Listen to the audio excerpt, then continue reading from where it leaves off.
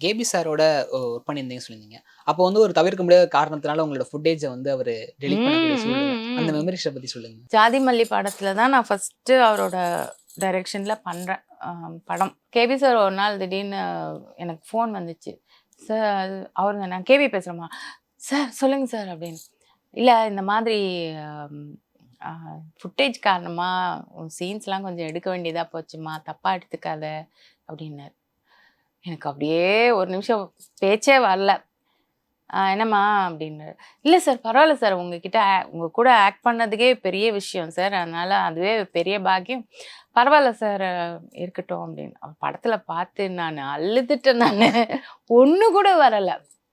அதாவது சும்மா குஷ்பு வருவாங்க. அந்த டைம்ல வந்துட்டு அந்த அட்மாஸ்பியர்ல இருப்பேனே ஒழிய, மத்தபடி பெரிய சீன் இந்த பெர்ஃபார்ம் எதுவுமே பண்ணது எதுவும் வரல. வரல.